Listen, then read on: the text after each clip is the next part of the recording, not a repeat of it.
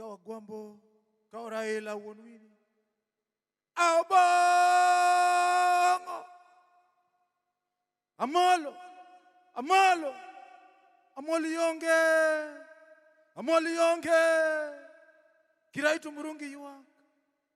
Jerika beberi yuak. Amolo! Amolo pingduto yuak. Abongo! Joey! Joey! Joey!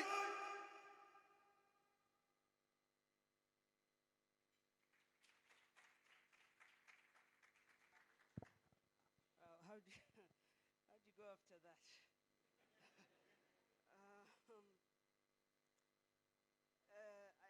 A lot of times I hear politicians, when they introduce themselves, they say, my name is Honorable so-and-so. And I always say, no, you are not born with the name Honorable, it's just a title. My name is Winnie, and I'm so very honored to be here in front of all of you today. People I've looked up to my whole life, I've learned from, I've respected, and that have helped shape and move this country forward. So thank you very much for having me here today. I didn't know that today was in honor of Raila Odinga. The letter I was sent was give a speech kind of about him, but I didn't know the whole thing was about him. So if my speech is a bit off, I'm going to try my best. First of all, ladies and gentlemen, distinguished guests, political titans, stalwarts of civil society, and a special shout out to the future leaders in the room, the young Kenyans. A very good afternoon to you all. Before Honorable Kiraitu left, I wanted to tell him a story. Honorable Kiraitu actually knew me before I knew him. I was in kindergarten here in Nairobi, and all of a sudden, the students stopped calling me Winnie. They started calling me Winnie Odinga.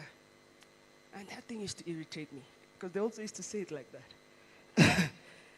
And shortly, I found out there was another Winnie in the other class. But we didn't know who this Winnie was. So one day, my mother was picking me up, and Kiraitu himself came to pick up his daughter. And my mother said, "Oh, you're Baba Winnie." And he said back, "Yeah, so you're the Mama Winnie." And that was a very good friend of mine. Her name is Winnie McKenna. Today we gather not just to reflect on the legacy of the late Right Honorable Raila Odinga, a man who not only dreamt of democracy, but was also brave enough to wake up every morning to fight for it. In honoring Baba, as we fondly called him, we're reminded that he had a rare quality of being both profound, but yet approachable. He had that unique ability to challenge a great dictator and charm a drunken cat. I always thought he must have had a hidden career as an acrobat, because he would leap effortlessly from an office to dancing in stage in a matter of minutes. On this International Human Rights Day, our theme is all human, all equal. It's a very beautiful sentiment when we shout it from the rooftops. However, I often wonder how many of us truly integrate it into our lives. Let's be honest, sometimes we forget that all humans are indeed equal, especially in this country when it comes to simple things like queuing up for services or prioritizing whose voice matters when it comes to decision making. Our democracy should reflect this ethos, and yet, as we semi-joke about it, we must acknowledge the serious tensions currently simmering beneath the surface of our nation.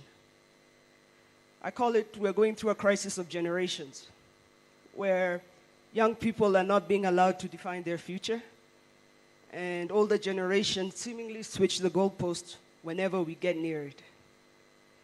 I feel we have a crisis of culture, a crisis of religion, of tradition versus technology, a sort of war in our society. We have a society where men and women still are not quite equal, even when we talk about that. Where a young woman from Bondo can ask a simple question in Mombasa, and they say it's disrespect, but that a man can ask the same question in not as polite a manner, and they say it's leadership. See, the Kenyan youth do not live in Kenya. My mother, she watches the news. We always joke the only thing she watches is the news. I, on the other hand, never watch Kenyan news. I'm physically present in Kenya, but I join my colleagues online. These young people are exposed to a world where they are told they are enough, that they are smart enough, they are strong enough, and what they say and think matters.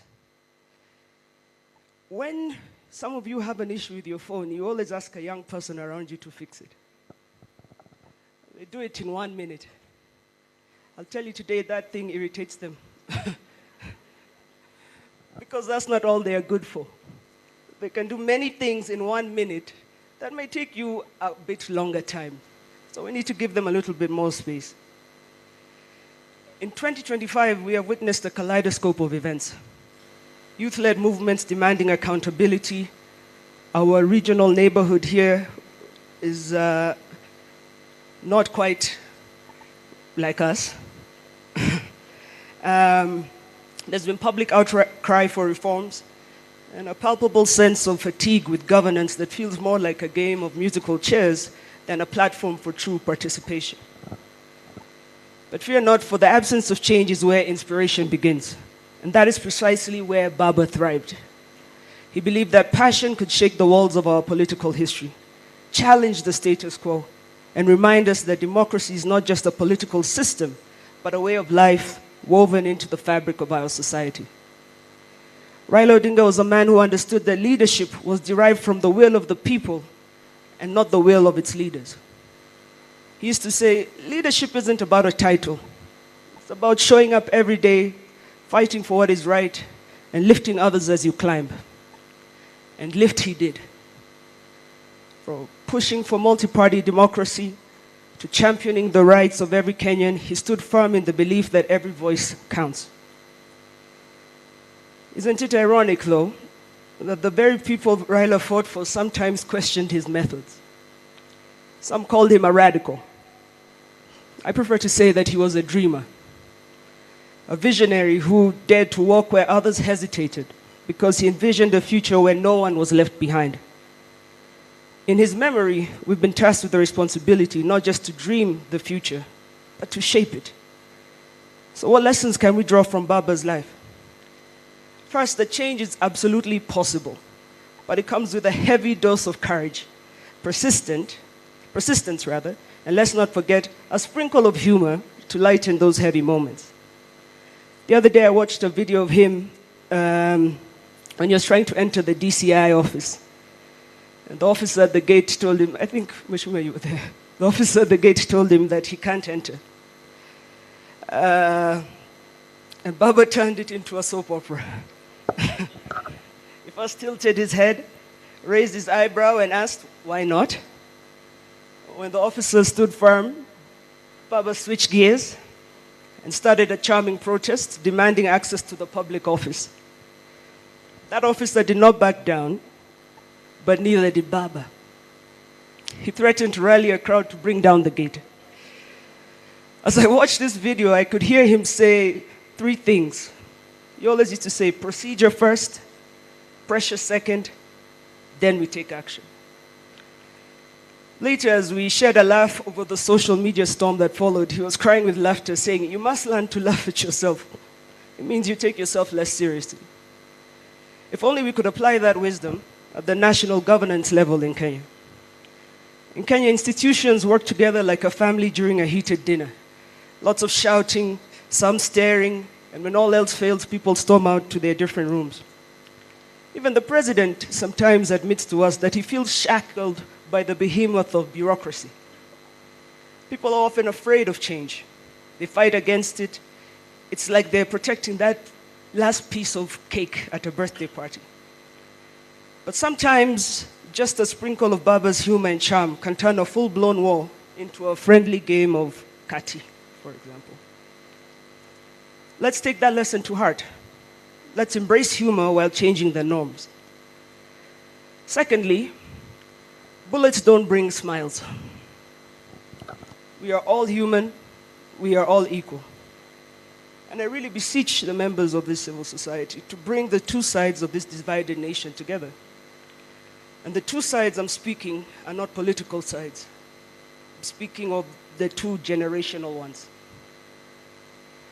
The table that I speak of is not for lip service, but for future planning. Many older generations insist they are building us a house. And the young people are saying, build it, that's fine. But we have some thoughts on the design, because we will be the future occupants of that house. So you don't have to build us a telephone room with a landline. Just give us a Wi-Fi. We'll be good with that. We want to work together in this. But the same principle also comes when you tell them to go vote. And we're talking people are not registering to vote, because we've shown them that we don't care whether they do or they don't. So we have a crisis here. And these young people are angry. They're not trying to burn down the house. They just want to be listened to. Some are fighting for inclusion. Some will go to the streets. But the more worrying thing is that most have checked out of the game. They will not participate in a game that is not equal. So we can't have a society like that, where some participate and others couldn't be bothered, or they're too afraid. They'll be abducted, they'll be killed. Even if they vote, it will be stolen. We cannot live in a society like that. Oftentimes, I hear, especially men, they like to say this. They always have an analogy of how Simba, mtoto wa Simba ni Simba, or something, anything to do with an animal, they always say that. You know, and Yani, I don't know what, they always have something. But we are not animals. We're human beings in an equal society with equal members, both male, female, and we both have to participate in society. After all, human rights aren't just policies written on nice paper. They are meant to be lived and breathed. So it's time to swap the lip service for some real action. Let's stop tiptoeing around uncomfortable truths and instead tackle them head on. I think you may have seen me these past few weeks not tiptoeing. When you guys have to put your gumboots and kick through with me. We have to do this armed with wit and grace. Because when we engage in the pursuit of equality with a smile, we not only lighten the load that we carry, but we also invite other people to join the journey with us. After all, who wouldn't want to march towards justice without a sense of humor? Let's make our fight for human rights as infectious as a good laugh. It cannot be bullets, blood, and tears every time. Because if we're going to change this country, then we need to talk. And we might as well do it with a smile. But you guys smile first, you know. Us young guys, we're not for jokes. That smile is just politeness, not that we're joking here. We're also serious. In conclusion, let us celebrate the life of Raila Odinga, my father, your father, his laughter, his wisdom, and his unyielding commitment to democracy and human rights.